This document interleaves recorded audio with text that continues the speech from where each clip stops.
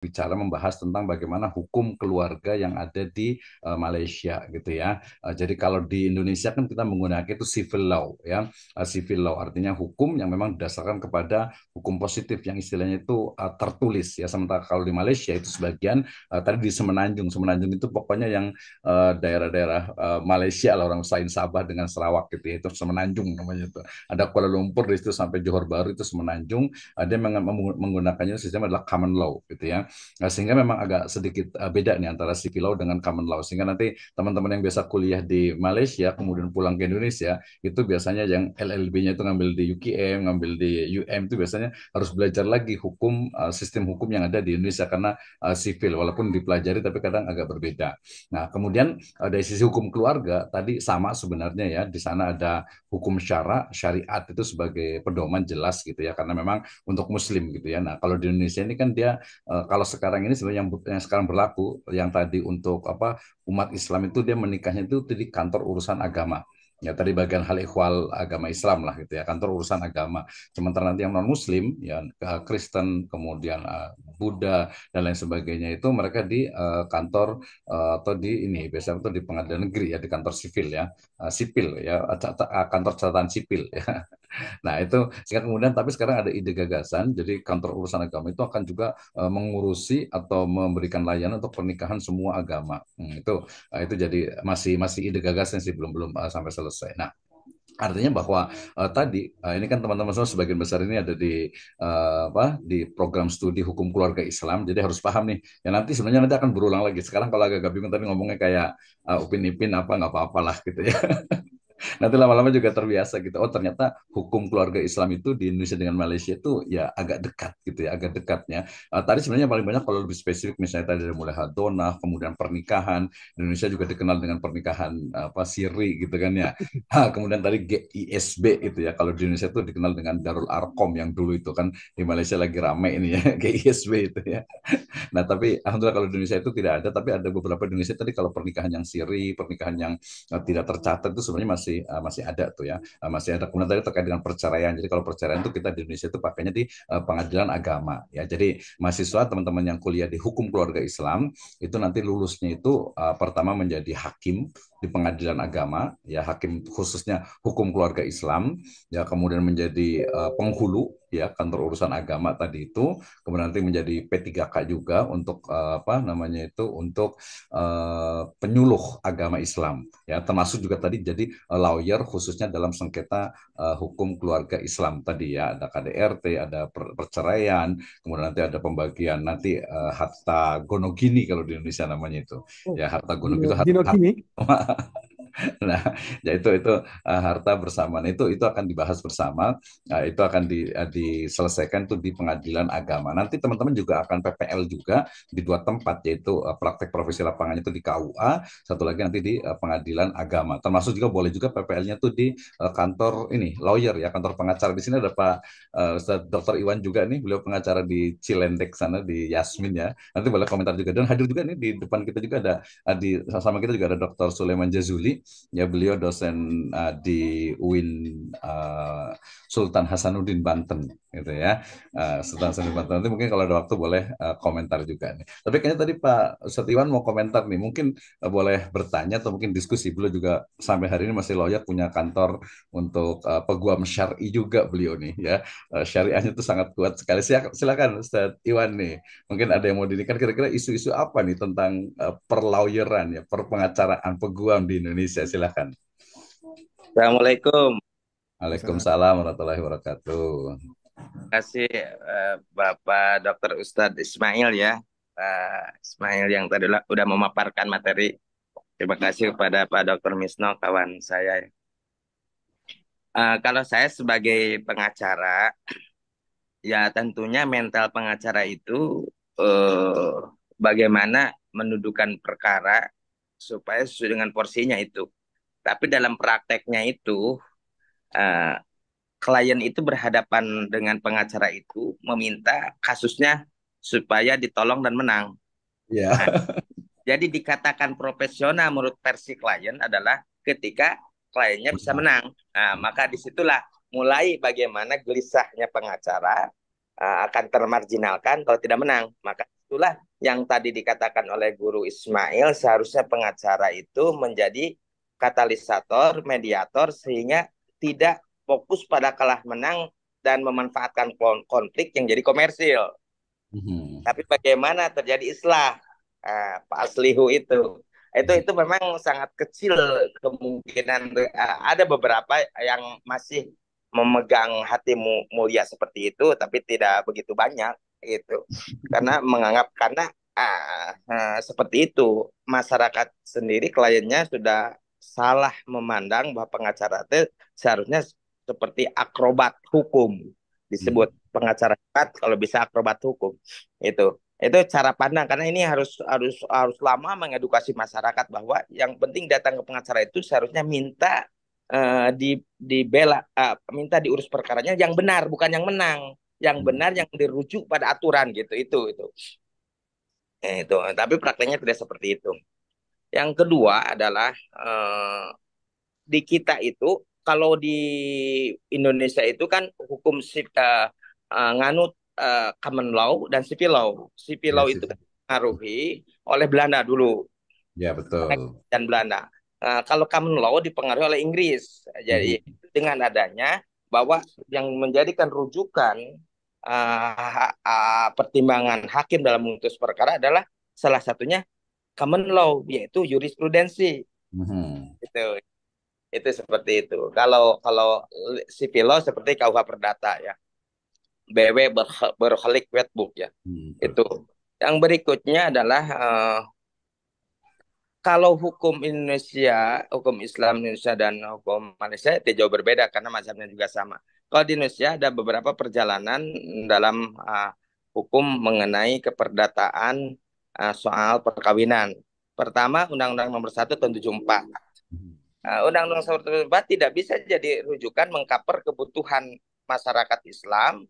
Buktinya apa? Buktinya muncullah Inpres kompilasi hukum Islam nomor 1 tahun 91 kalau nggak salah. Itu Inpres, itu hasil ijtima ulama-ulama yang akhirnya dilegalisasi oleh presiden.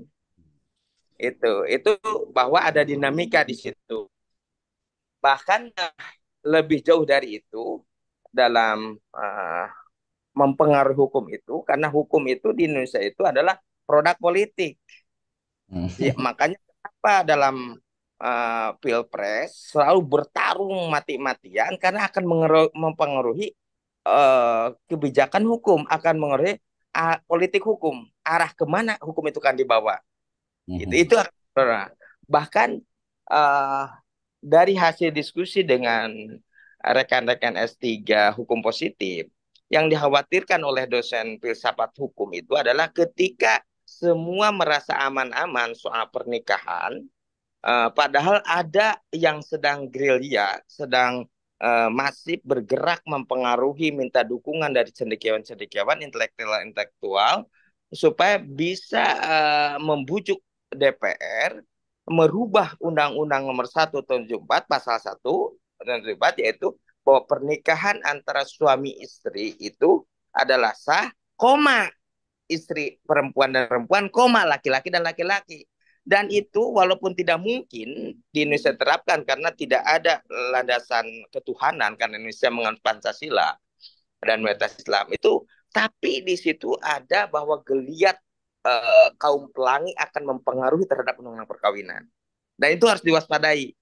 Ya Karena betul. prakteknya kita ketika kita berkali-kali demo, berkali unjuk rasa yang diproteksi oleh pasal 28 Undang-Undang 45, itu sampai berhasil, undang-undang belum muncul, tapi di bawah undang-undang ada perda, muncul perda, tapi tidak bisa dieksekusi jadi aturan teknis untuk bagaimana memberantas itu LGBT. Karena itu LGBT adalah bertolak belakang dengan tadi yang disampaikan oleh guru kita Ustadz Ismail, Maqasidul Syariah adalah menjaga salah satunya fungsinya keturunan, itu akan hancur dengan program pelangi.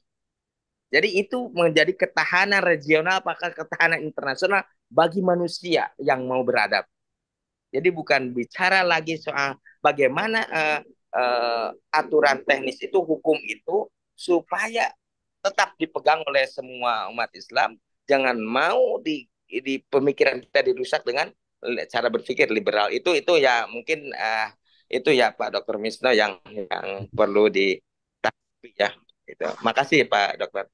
Oke, terima kasih Pak Iwan. Beliau memang praktisi dan paling semangat nih untuk membela syariah di Indonesia. Tadi memang betul ya. Jadi tadi Undang-Undang Nomor 1 Tahun 74 tentang perkawinan itu kan kemudian diamandemen, tapi diamandemen sekarang tuh hanya diganti usia pernikahannya saja.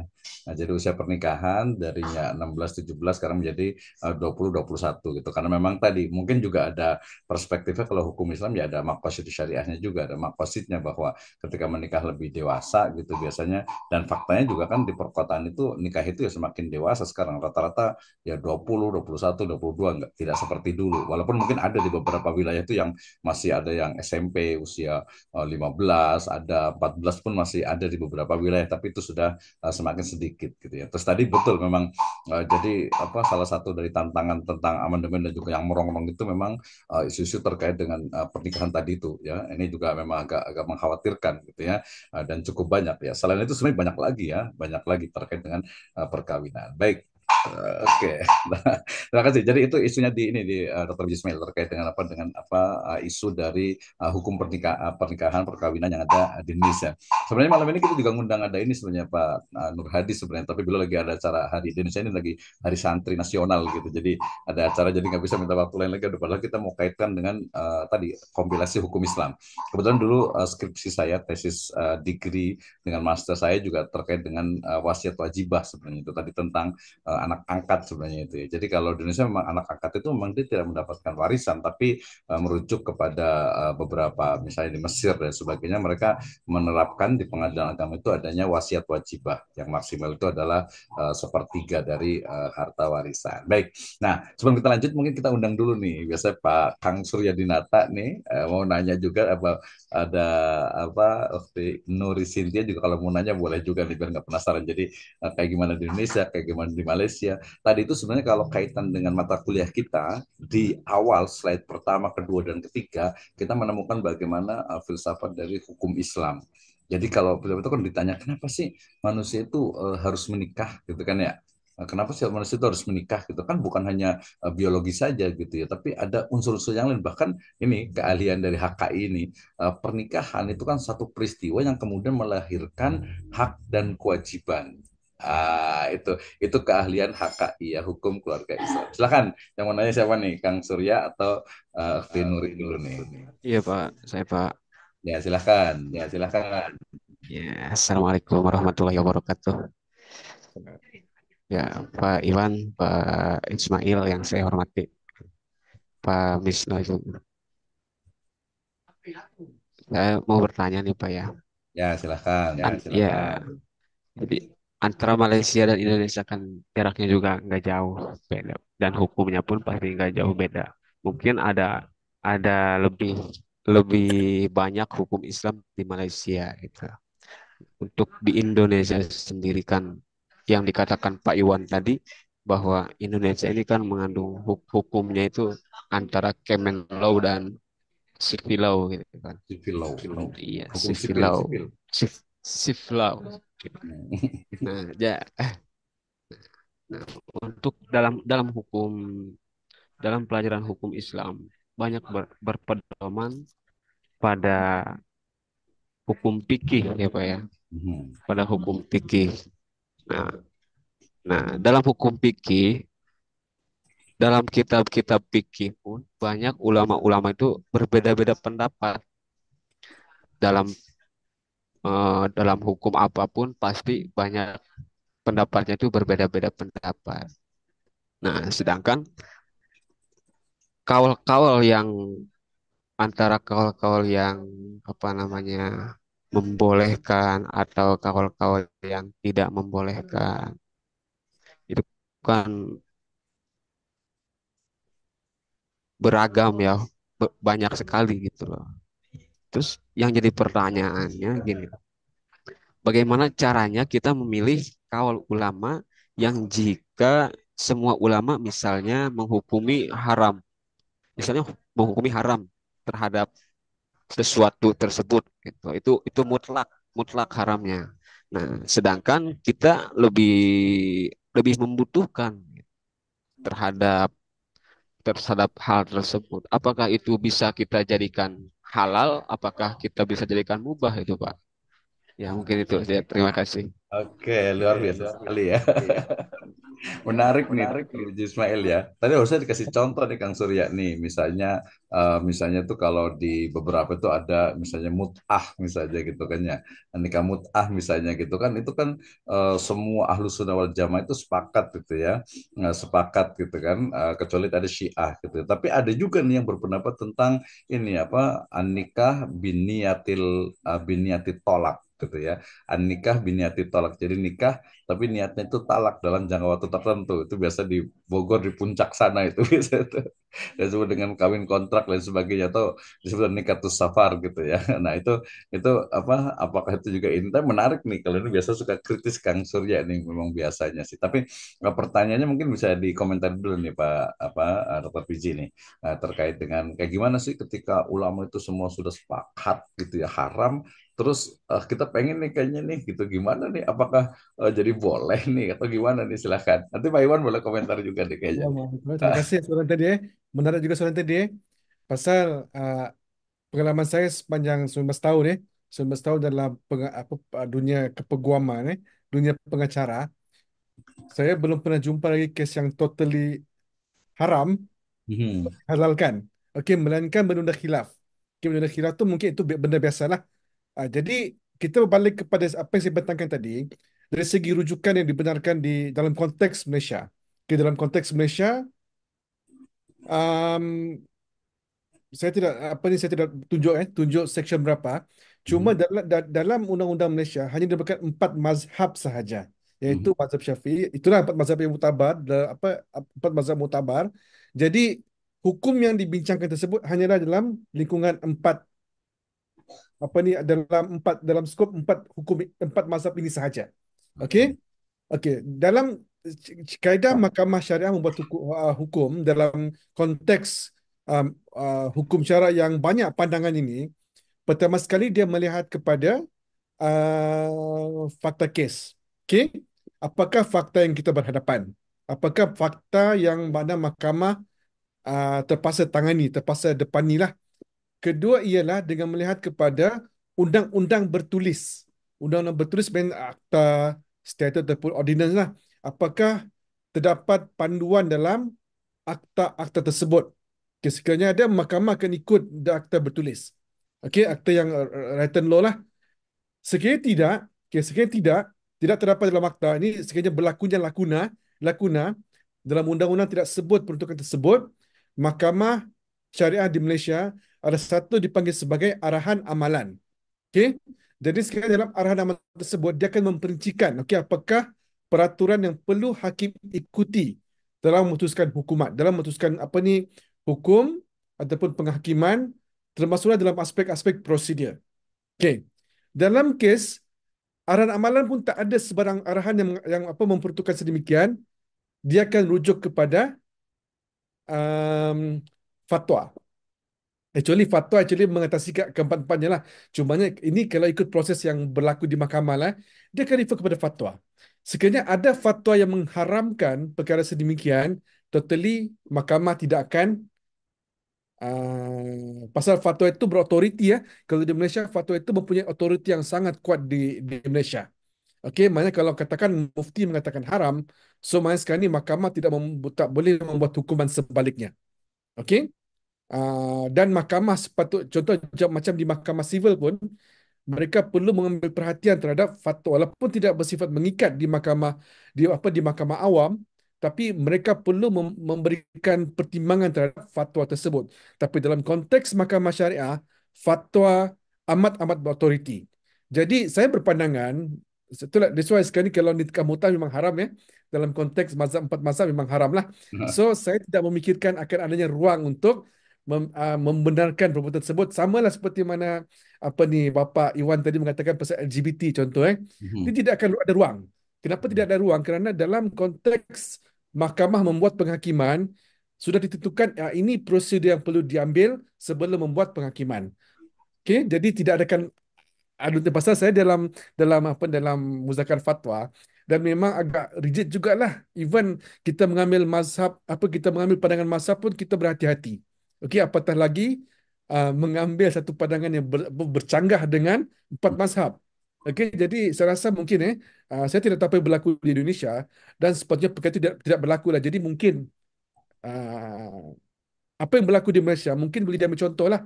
Boleh diambil contoh macam mana mahkamah itu dipandu, okey, sesuai dengan hasrat ataupun image, bukan image lah, sesuai dengan fahaman, pegangan fahaman masyarakat Islam di Malaysia. Jadi mungkin itu yang boleh diaplikasikan lah. Jadi untuk pertanyaan tadi, saya tidak melihat sebarang in the future lah, kecuali benda-benda khilaf. Benda-benda khilaf tu mungkin tidak ada masalah. Mahkamah akan tengok fakta kes, mahkamah akan tengok kepada argumen pihak-pihak.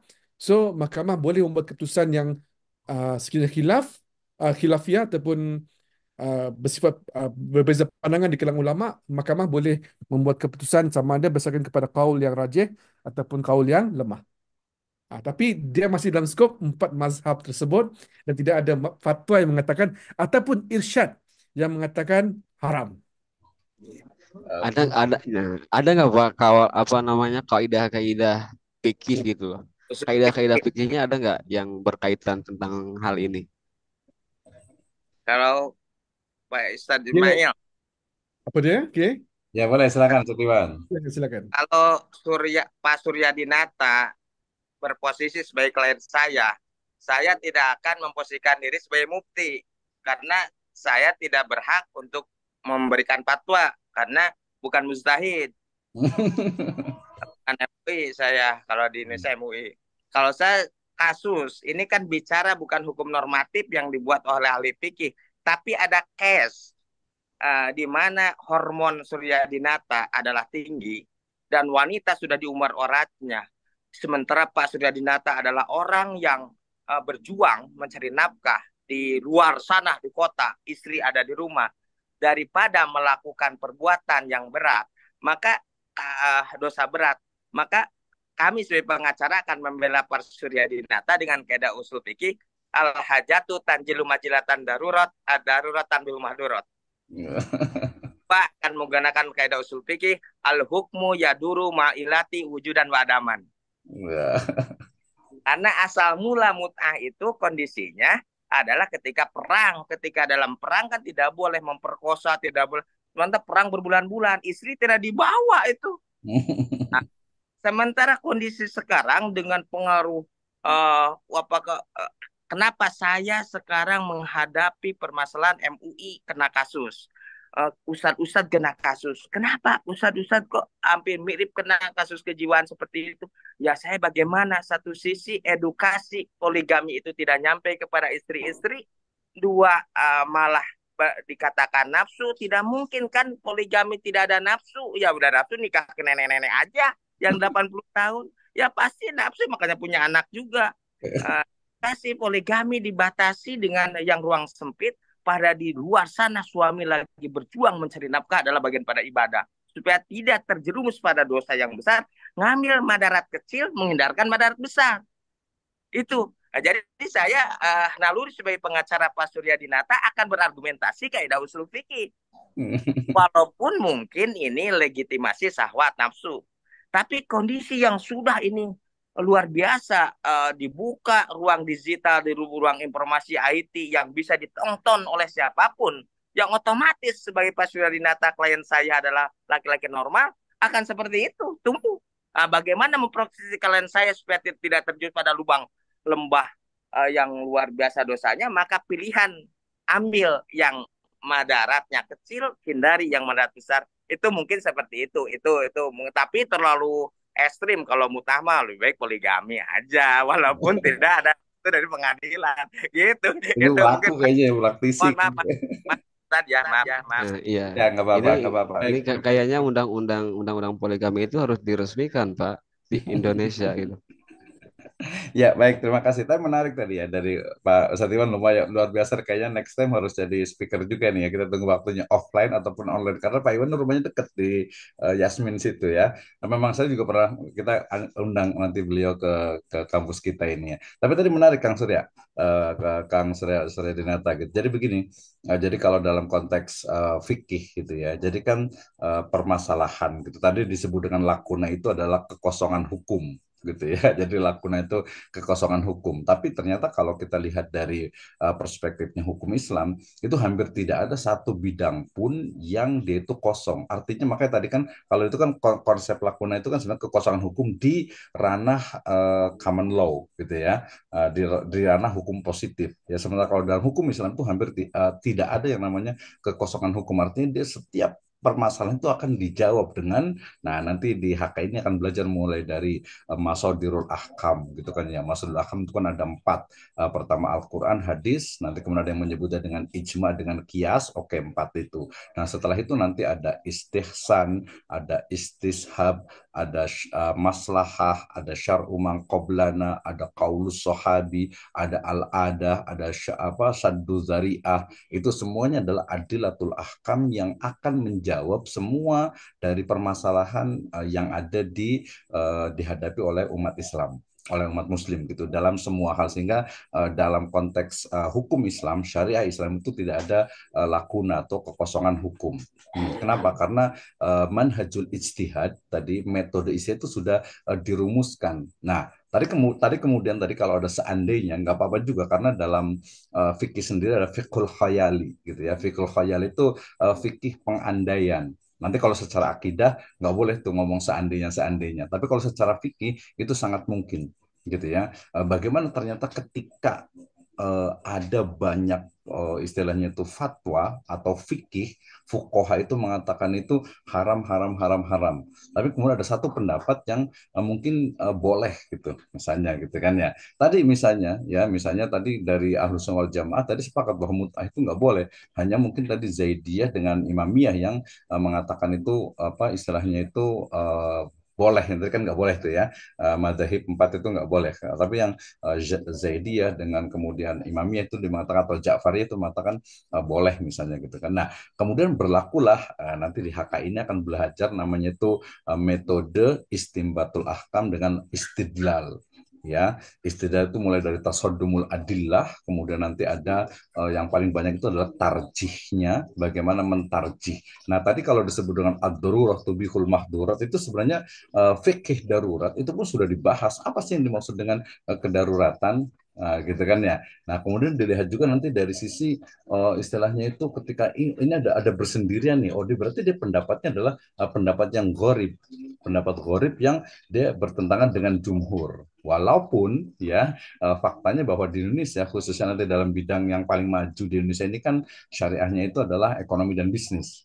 Ya, maka di ekonomi dan bisnis itu namanya Manhajut Taisir dari MUI atau DSN, Dewan Syariah Nasional Majelis Ulama Indonesia, mereka punya Manhajut Taisir gitu ya. Jadi metode untuk sesuatu yang bisa untuk applicable, bisa dilaksanakan. Misalnya tadi ketika tadi ada nyebut tentang khiwalah, ada juga tentang kafalah, kemudian juga tadi tentang istilahnya itu akad multi jasa gitu ya, atau mungkin musyarakah mutanakisah dan sebagainya. Tapi itu lebih kepada yang sifatnya itu memang muamalah al-maliyah.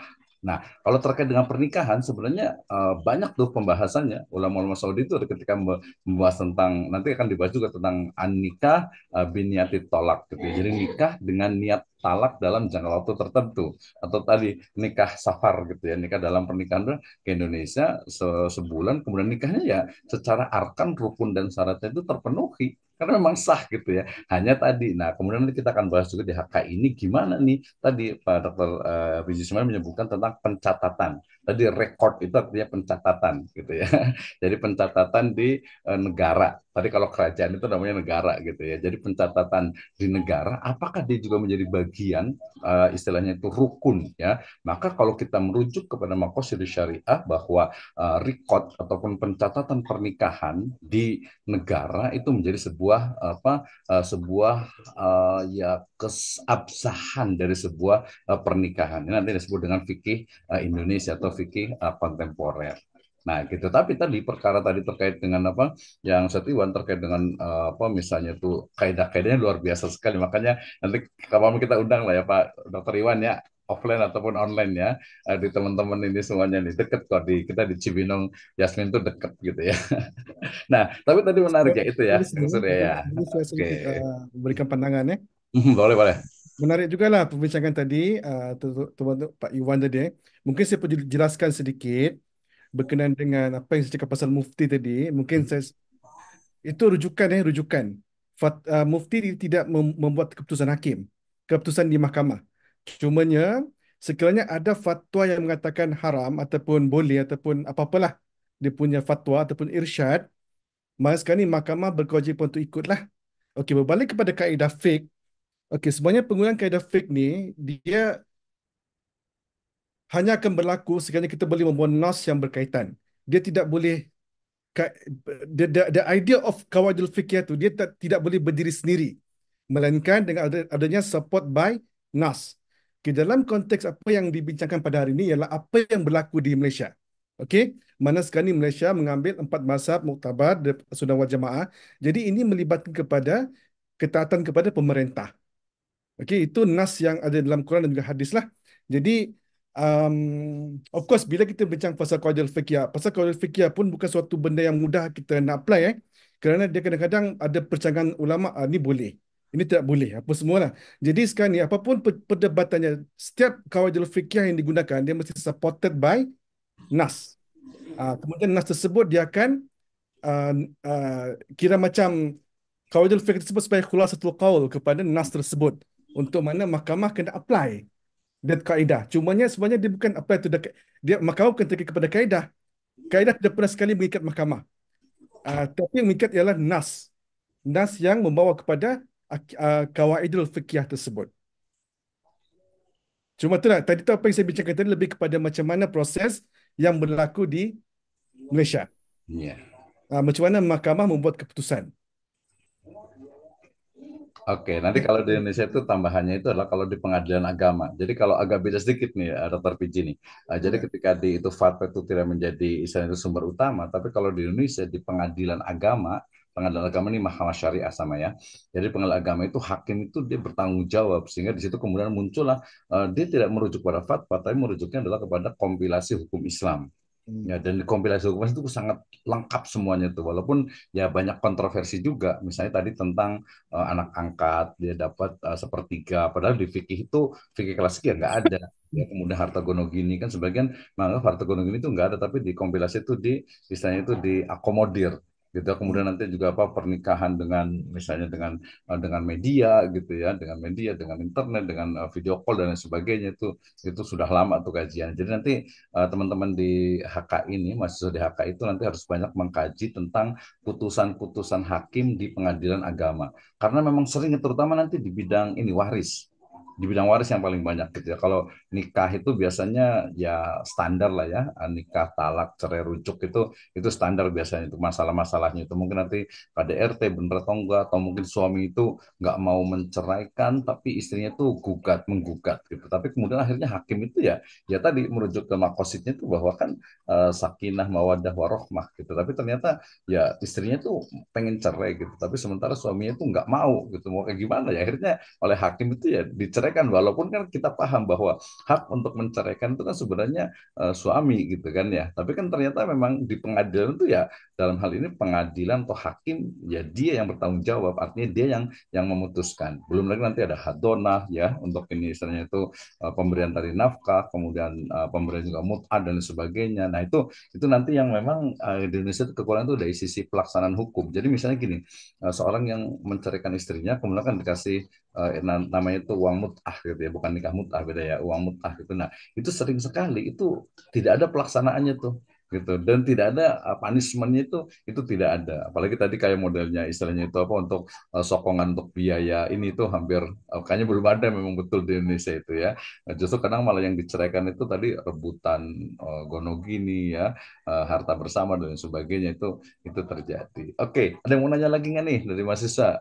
Nuri Sintia mau bertanya silahkan. Ya, silakan mau nanya nggak nih? Nggak nih? Hmm. Hmm. Nah, sebelum Nah, itu, gini Pak. Bertanya, Pak. Saya, Pak. Izin bertanya, Pak. ya silahkan. Oh, kesempatan lainnya.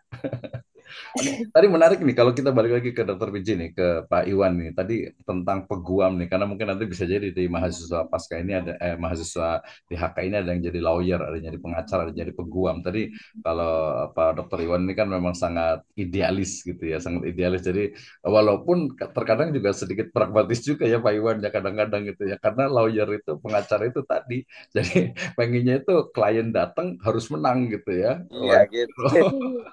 Pragmatis. Iya, idealis tapi kadang terkorbankan karena kebutuhan utama menjadi pragmatis tadi datang bahasanya apa kemarin Pak Iwan itu. Jadi kalau klien datang itu ya harus menang gitu kan, harus menang gitu. Karena udah bayar sekian dan sebagainya itu menarik ya. Sebenarnya itu masuk ke etika peguam ya mestinya.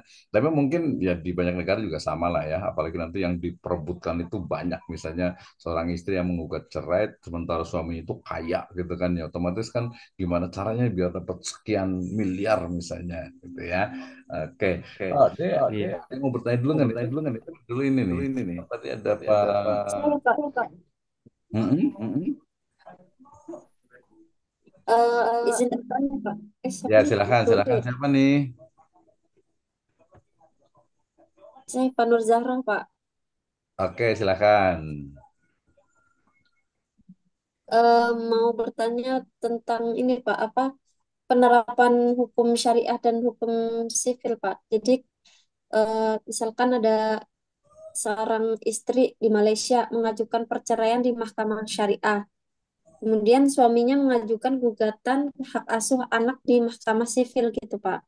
Terus bagaimana sistem hukum ini berinteraksi gitu, Pak, dalam kasus perceraian dan hak asuh anak gitu? Apakah potensi konflik bakalan muncul?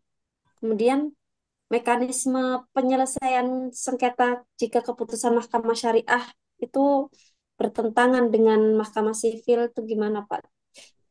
Apakah ada ini, Pak, apa perubahan hukum yang dibutuhkan untuk menangani kasus-kasus seperti ini, Pak? Terima kasih. Ya, oke, terima kasih Nur Zahra ya. Ini langsung dijawab Pak Dr. Biji Ismail Biji Musa Ini nih. ini Silakan. ini di Malaysia ya, di Malaysia Ya, ya. jadi kasusnya di Malaysia. Pertimbangan yang saya beritahu tadi, di awal tuh, undang-undang sistem undang-undang pluralisme perkahwinan di Malaysia ini dia agak eksklusif. So ada tiga sistem, yaitu syariah, civil dan juga Adat. adat. Okay? Untuk civil hanya kepada mereka yang bukan beragama Islam. Okey? Tapi untuk mahkamah syariah pula hanya untuk yang beragama Islam. Okay, option ataupun pilihan cuma ada bagi mereka yang native Sabah dan Sarawak, sama ada mereka mahu kahwin di civil ataupun di mahkamah adat negeri dengan syarat mereka bukan beragama Islam. Kerana bagi mereka yang beragama Islam, mereka tidak akan bagi mereka yang beragama Islam, mereka tidak akan boleh mendapatkan perkahwinan ataupun mendapatkan perkahwinan sama ada di mahkamah sivil ataupun di mahkamah adat negeri. Hanya yang beragama Islam. Okey, berbalik kepada soalan tadi, um, uh, kemungkinan perkara tersebut berlaku apabila seorang tu berkahwin di bawah undang apa ni sama ada di mahkamah adat negeri ataupun di mahkamah sivil. Okey. Jadi tolong betulkan kalau saya silap soalan tadi. Ya. Ini apa yang berlaku di Malaysia lah. Senario kes yang berlaku di Malaysia. So sekarang ni, andai kata seperti yang saya beritahu tadi dalam kes Subashiri, dalam kes Indira Gandhi, mungkin boleh Google apa yang berlaku dalam kes tersebut. Mana sekarang ni mereka pada asalnya berkahwin mengikut Law Reform Act ataupun di bawah Akta Membaharui Perkahwinan di bawah Mahkamah Sivil. Yang ini perkahwinan bukan Islam. Okey. Jadi sekarang ni pihak yang salah satu pihak ataupun mungkin suami atau isteri memeluk agama Islam. Okey? Dari segi undang-undang negara, dia tidak automatically terbubar. Mereka tidak terbubar, tetapi dari segi hukum syarak, perkara tersebut adalah terbubar atau Mhm. terbatal lah. Jadi, apa yang berlaku sebelum kes Indira Gandhi ialah pihak yang beragama Islam, yang telah memeluk agama Islam, dia memfailkan apa-apa tuntutan lah. Contoh macam hak hadanah, contoh hadanah di mahkamah syariah. Okey? Jadi, benda ni akan berlaku dua perintah. Okey? Perintah di mahkamah sivil oleh oleh yang beragama Islam, yang telah memeluk agama Islam, dan juga perintah daripada mahkamah syariah bagi pihak yang telah beragama Islam, dan juga satu perintah penjagaan anak oleh pihak yang bukan beragama Islam di mahkamah sivil. Jadi dua perintah. Okey, dalam kes Indira Gandhi telah diputuskan, okey, untuk perintah sedemikian hanya boleh dibuat dengan persetujuan kedua-dua pihak, yang ini isteri dan juga suami, dan semuanya mesti diputuskan di mahkamah di mana perkara tersebut diakadkan ataupun dilangsungkan. Yang ini di mahkamah sivil lah. Jadi itu yang saya bilang tadi, cabaran, agak cabaran di Malaysia. Pasal dari segi undang-undangnya, bila saya bercakap pasal eksklusif, sebenarnya mahkamah syariah boleh membuat perintah untuk hadanah. Cuma bila keputusan dalam Indira Gandhi ataupun dalam Indira Gandhi, keputusan tersebut mestilah diputuskan di mahkamah sivil atas persetujuan bersamalah. Kalau kedua-dua pihak bersetuju sekiranya anak tersebut memeluk agama Islam, tidak menjadi masalah. Okey? So dalam mata kata lain, perintah mahkamah sivil dia akan mengatasi perintah mahkamah syariah sekiranya perkara tersebut diakadkan di mahkamah ataupun dilangsungkan di bawah Law Reform Act. Boleh menjawab ke jawapan tadi? Oke, Itu sendiri boleh, boleh. berlaku lah. Itu sendiri yang saya faham dalam konteks Malaysia. Ya, terima kasih ini. Tapi tadi Ya, menarik nih, nyambung juga nih Puji Ismail, ya, Pak Dokter nih. Jadi misalnya sebenarnya kalau di Malaysia nih, kalau di Indonesia kan masih berlaku nih pernikahan ya, beda agama nih ya. ya, Kalau di ya, ya, Malaysia ya. sebenarnya kayak gimana tuh pernikahan beda agama itu? Kalau dari segi prinsipnya memang tidak boleh ya di Malaysia, kerana dari segi undang-undangnya tidak berlaku. That's why bila saya Hmm. bercakap pasal eksklusif tadi, Hmm. undang-undang sudah jelas, undang-undang sudah jelas bahawa orang Islam hanya boleh mendaftarkan perkahwinan di mahkamah sivil. Hmm. Kalau berlaku sekiranya contoh macam mereka berkahwin secara adat mungkin ataupun secara sivil, um, Islam dengan muka Islam, perkara tersebut akan menghadapi masalah. Hmm. Masalahnya sekiranya mereka mahu mendaftarkan anak mereka di Jabatan Pendaftaran Negara untuk rekod. So, Hmm. pasal undang-undang di Malaysia tidak mengiktiraf perkahwinan beda agama, sama ada di mahkamah sivil, mahkamah syariah ataupun di mahkamah adat. Jadi itulah komplikasi sekiranya ada berlakunya kahwin beda agama di Malaysia, dia akan bermasalah perkahwinan tersebut. So mau tidak mahu, pasangan tersebut akan difarakkan. Contoh akan dipisahkan sama ada di mahkamah sivil ataupun di mahkamah syariah, dan sekiranya ada anak, ini amalan di Malaysia, sekiranya terdapat anak, okey, anak daripada perkahwinan sedemikian, dia tidak boleh bernasabkan kepada bapa Hmm. kanak-kanak tersebut, kerana dari segi prinsipalnya undang-undang di Malaysia tidak mengiktiraf perkahwinan beda agama. Saya faham soalan tadi tu, dia di Indonesia still ada ruang untuk. Iya. Saya tidak tahu boleh atau tidak boleh. Cuma semacam ada ruang untuk perkahwinan sedemikian dilangsungkan. Cuma di Malaysia memang tidak dibenarkan. Iya, betul, betul. Jadi Ah, kalau di Indonesia sih sebenarnya pada dasarnya juga tidak boleh gitu ya, tidak boleh. Tapi ah, faktanya, fakta di lapangan tuh banyak sekali gitu ya, banyak. Dan itu termasuk tadi kalau tadi Pak Dr. Dewan bicara tentang itu ada kampanye ya, black campaign untuk pernikahan beda agama. Bahkan saya pernah buat riset itu ya, itu di Jakarta itu ada komunitas untuk keluarga istilahnya itu pernikahan beda agama. Itu dia kan mengkampanyekan, bahkan mereka mengklaim bahwa ini loh kalau mamanya Pancasila itu kalau Bhinneka Tunggal Ika ya berarti harus nikah beda agama. Nah, kenapa dilarang? Jadi pada dasarnya sebenarnya nggak boleh, tapi faktanya ada dan tadi ada black campaign juga untuk pernikahan beda agama itu. Jadi ini yang memang sangat disayangkan gitu ya, disayangkan karena sebenarnya kalau di KUA sendiri ya tadi di kantor urusan agama itu ya mereka tidak menerima ketika beda agama gitu, minimal syahadat dulu lah, walaupun nanti ke depan seperti apa yang penting syahadat dulu gitu kan. Tapi kalau mereka yang maksa biasa akhirnya mereka ada yang menikah di gereja juga, akhirnya kemudian mereka di pernikahan di catatan sipil biasanya itu. Itu ya. Oke, ada yang mau nanya lagi nggak nih? Waktu kita sudah habis sebenarnya sih. Tapi ada yang mau komentar? Iya Pak, Silakan. iya Pak, sekali lagi Pak nih. Iya Pak, sekali lagi Pak ya. Hmm. Ya, ya kan undang-undang itu kan produk politik ya Pak ya. Produk politik Mhm. undang-undang yang di Indonesia gitu. Nah, untuk di Malaysia sendiri, apakah undang-undangnya sama? Ada undang-undangnya apa berjalan kan kerajaan ya? Itu cara cara mengatasi hukumnya apakah sama dengan cara Indonesia apa tidak gitu, Pak? Mungkin saya kurang jelas soalannya. Jadi lebih ke ini sih, Pak. Iya. Jadi pembentukan undang-undang di Malaysia. Jadi implementasinya, pembentukan undang-undang di Malaysia itu apakah dia langsung dari kerajaan atau dari parlemen atau Oh, oke. Kalau seperti mana saya kata tadi, uh,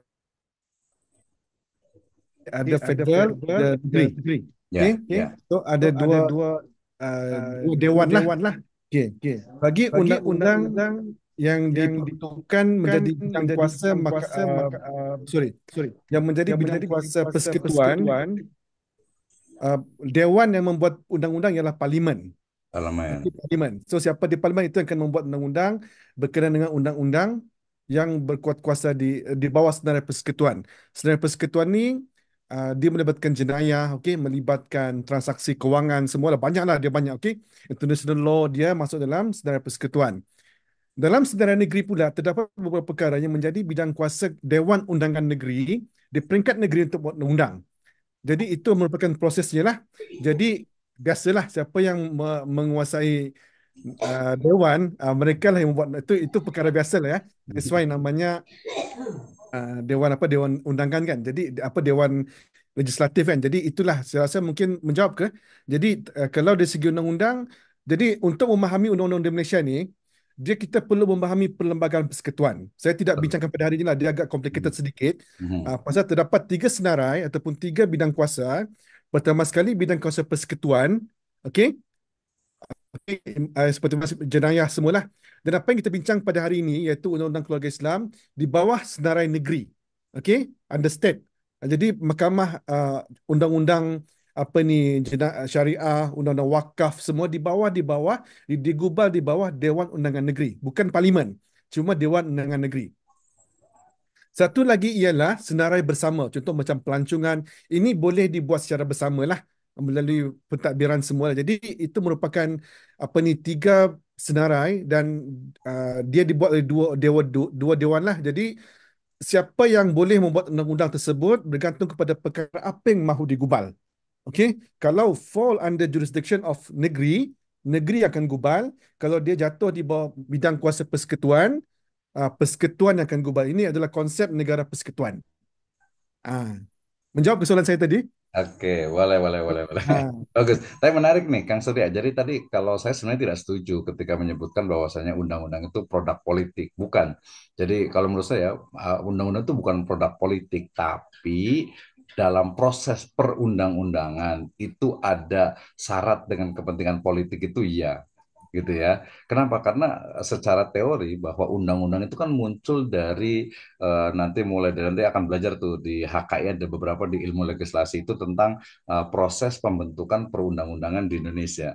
Gitu ya. Artinya misalnya gini, yang paling gampang misalnya kalau di ekonomi itu ya undang-undang atau mungkin ya kita bicara tentang undang-undang nomor 174 lah tentang perkawinan kemarin yang amandemennya itu kan yang perbaikannya itu amandemennya itu adalah hanya tentang usia saja. Artinya itu kan sebenarnya memang kebutuhan masyarakat karena kita mengikut tadi yang betul itu ada Indonesia itu adalah civil law bukan common law gitu ya. Nah, karena Indonesia dengan civil law berarti hukumnya itu harus tertulis. Nah, karena hukum itu tertulis harus ada undang-undangnya. Nah, proses pembentukan undang-undang itulah melalui melalui bagaimana istilahnya itu kebutuhan yang ada di masyarakat terkait dengan perlindungan, terkait dengan pengaturan, ya tadi kebijakan dan lain sebagainya. Misalnya nih, undang-undang tentang pengelolaan zakat misalnya. Ya, undang-undang pengelolaan zakat kan jelas karena memang uang zakat itu dianggapnya itu banyak, kemudian dia harus dikelola walaupun secara secara hukum sebenarnya kalau mamanya undang-undang zakat itu dia mandul gitu ya. Kenapa? Karena ada undang-undang tapi nggak ada punishment-nya, nggak ada hukumannya, orang nggak bayar zakat ya nggak didenda dan lain sebagainya gitu. Tapi oke lah, ya itu adalah sebuah proses perundang-undangan. Termasuk juga undang-undang tentang perbankan syariah misalnya. Jadi adanya perundang-undangan itu karena kita merujuk karena kita memiliki sistem hukum itu civil law sehingga hukum itu harus tertulis, harus jelas. Nah, perkara tadi dalam proses pembuatan perundang-undangannya, dalam perjalanannya dari mulai draftingnya sampai kepada pengesahan, sosialisasi dan sebagainya itu syarat dengan kepentingan itu bisa dikatakan iya gitu ya. Iya itu memang biasanya itu disitulah DPR itu komisi untuk perundang-undangan itu mereka saling ya gimana saling memengaruhi lah gitu sehingga kemudian undang-undang ini banyak makanya nanti kalau di ahli undang itu satu pasal saya itu bisa dicuri, bisa disisipi, bisa diletakkan sesuatu yang menguntungkan beberapa pihak. Tapi sekali lagi undang-undang itu bukan produk politik gitu ya. Politik dalam makna asih itu perpolitikan, tapi undang-undang itu adalah aturan ya hukum yang memang mengatur kebijakan dari kebutuhan yang ada di masyarakat. Nanti ada khusus namanya ilmu legislasi, yaitu ilmu tentang perundang-undangan, khususnya bagaimana undang-undang misalnya nih, di Indonesia ini sekarang sedang dibuat undang-undang khusus untuk ekonomi syariah. Jadi undang-undang ekonomi syariah semacam omnibus law kayak kemarin tuh omnibus law itu ya. Jadi bis yang isinya tuh dalam itu semua sistem undang-undang mau perbankan, mau asuransi, mau pasar modal dan lain sebagainya. Jadi nanti undang-undang tentang ekonomi syariah di Indonesia itu mirip omnibus law yang nanti akan diajukan ke DPR, nanti akan disidangkan terus gitu sampai nanti disahkan ada sosialisasi dan sebagainya. Nah, disitulah proses itulah kemudian tarik ulur kepentingan, menyisipkan, menghilangkan dan lain sebagainya terjadi. Jadi syarat dengan politik tapi itu mestinya bukan produk politik. Nah, itu ya.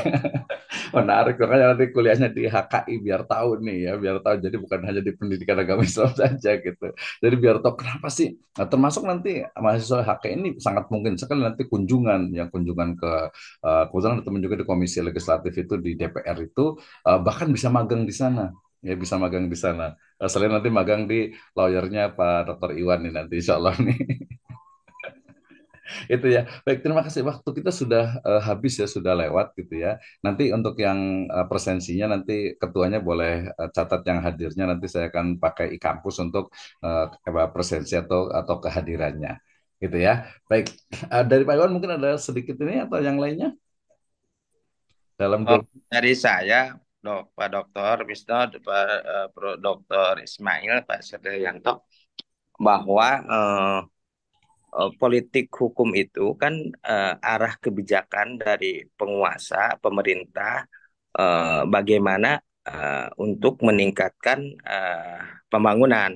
Tadi yang dikatakan seperti Omnibus Law itu kepentingan investor yang ada di Indonesia. Satu sisi Indonesia butuh peningkatan taraf ekonomi, mengurangi angka pengangguran, dan bisa berkembang ekonomi. Tapi sisi lain tidak punya modal, maka datanglah investor. Investor tentunya ada poin-poin yang harus disepakati. Betul. Satu, harus ada kepastian hukum. Kalau seandainya kami sebagai investor perkebunan sawit, maka ketika kami salah ngukur, ternyata perkebunannya kami ukur adalah hutan, bukan tindak pidana, tapi berikanlah sanksi administrasi atau keterlanjuran. Dan itu yang dikatakan Pak Dr. Misto, ada negosiasi khusus pasar-pasar itu.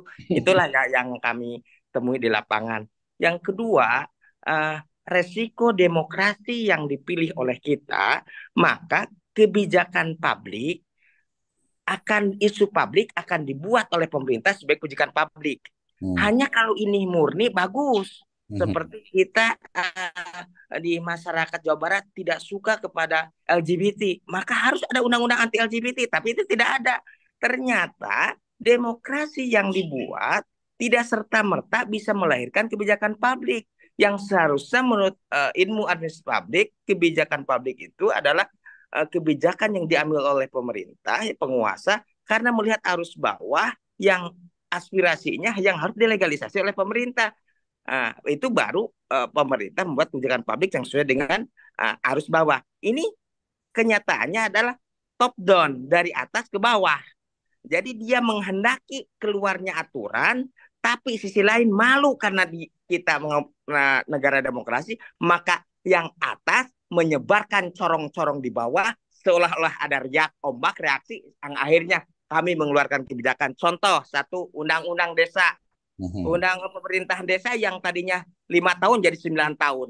Jadi seolah-olah desa yang ingin, padahal mah itu adalah ada indikasi demo yang dikondisikan sehingga pemerintah mengatakan masyarakat sudah menghendaki 9 tahun perpanjangan masa jabatan, akhirnya seolah mengaspirasi, padahal itu dari atas dikebawahin sebagai gejolak yang akhirnya ada bargain politik, maka desa-desa punya kewajiban untuk mengikuti aspirasi dari politik Iya. atas. Itu ya.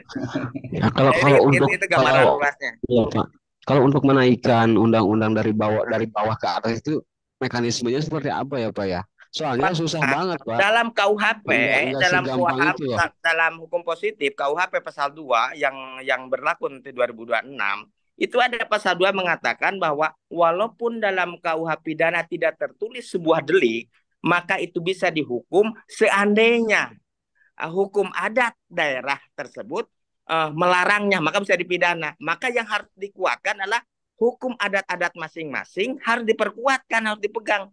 Dulu Belanda, pemikir Belanda Van Candenberg mengatakan bahwa teori receptio in conflictio, maka hukum yang efektif, hukum yang berada di masyarakat ditaikan, dilegalisasi oleh penguasa. Tapi itu sayang ditentang oleh Snook gitu. Itu yang jadi yang harus kuatnya arus bawah, harus kerjasama edukasi ulama kepada masyarakat harus kuat memegang hukum adatnya, sehingga baru itu ada peluang untuk legalisasi oleh penguasa, sebagaimana kompilasi hukum Islam nomor Inpres yang tadinya dari lokakarya ijtihad para ulama sepakat, akhirnya diangkat dilegalisasi oleh Presiden Soeharto sebagai Inpres nomor 1 tahun 91. Itu salah satunya dari bawah bisa ke atas.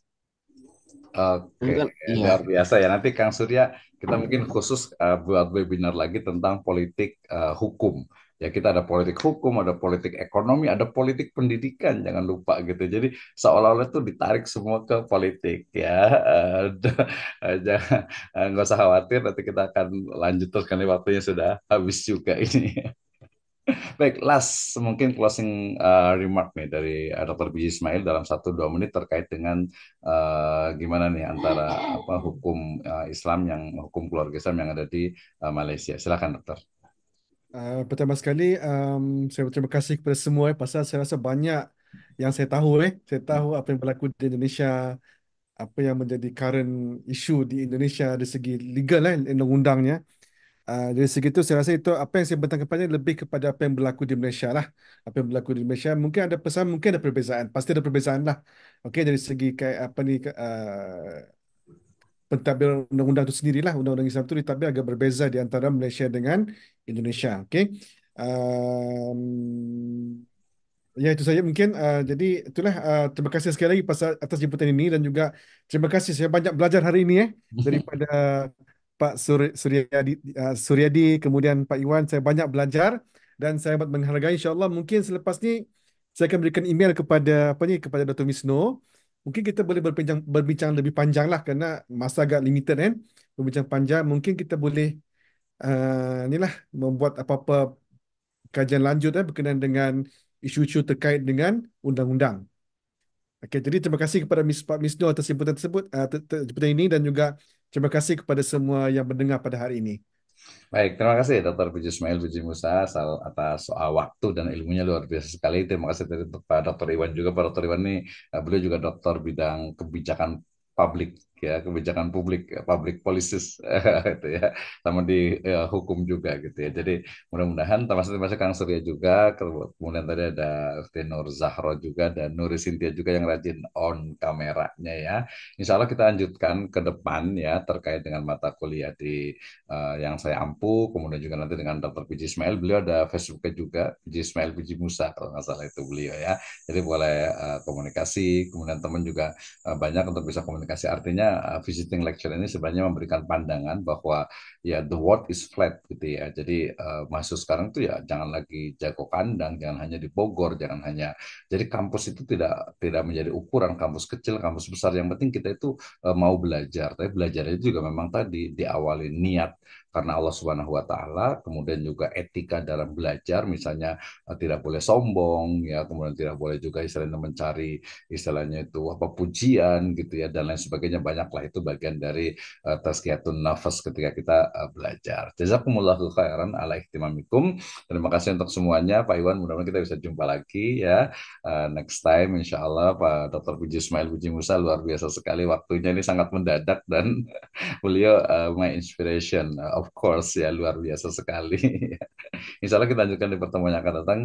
Kita tutup dengan hamdalah dan doa kafaratul majelis. Alhamdulillahirabbil alamin. Subhanakallahumma wa bihamdika asyhadu an la ilaha illa anta astaghfiruka wa atubu ilaik. Wallahu muwaffiq ila aqwamit thoriq. Wassalamualaikum warahmatullahi wabarakatuh. Waalaikumsalam. Sana. Terima kasih dokter. Terima kasih Waktunya Dr. luar Is. biasa.